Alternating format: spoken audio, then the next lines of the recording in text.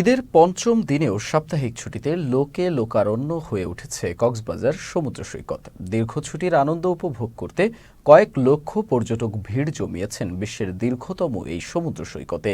এদিকে আগত পর্যটকদের নিরাপত্তায় কাজ করছে ট্যুরিস্ট পুলিশ, লাইফগার্ড ও কক্সবাজার জেলা প্রশাসনের নির্বাহী ম্যাজিস্ট্রেটদের নেতৃত্বে একাধিক টিম। শহরের সবগুলো হোটেল মোটেল বুকিং হয়ে গেছে। সৈকতের লাবণী পয়েন্ট, সুগন্ধা পয়েন্ট, কলাতুলি পয়েন্টে এখন উৎসবমুখর পরিবেশ।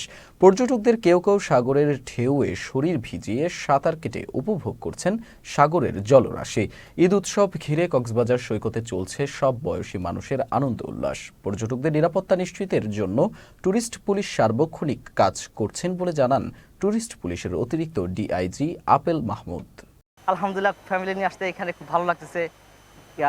বিচের পাড়ে আসছি, লাইফ টাইমে প্রথম এরকম আমার সাথে হলো। জানি না সবার সাথে হয়েছে, বাস আলহামদুলিল্লাহ খুব ভালো লাগছে।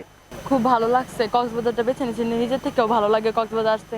তাছাড়া এটার ব্যবস্থাপনা অনেক ভালো, খুব ভালোভাবে এনজয় করছি পরিবেশটা। শুধু তাই না, হোটেলও ভালোভাবে পেয়েছি। চমৎকার পরিবেশ, নিরাপত্তা যথেষ্ট পরিমাণ দিয়েছে আমাদের এখানকার প্রশাসন। সব মিলিয়ে আনন্দকর এবং আনন্দময় একটা পরিবেশ। আমরা আপনাদের মাধ্যমে সবাইকে জানাতে চাই, আপনারা পর্যটকরা আসুন এবং দালালদের মাধ্যমে রুম বুকিং দিবেন না, এবং কোনো ধরনের সমস্যায় পড়লে আমরা ট্যুরিস্ট পুলিশ আপনার কাছে আছি, আমাদেরকে আপনি খবর দিন, আমরা আপনার পাশে সার্বক্ষণিক আপনাদের সেবায় নিয়োজিত থাকব।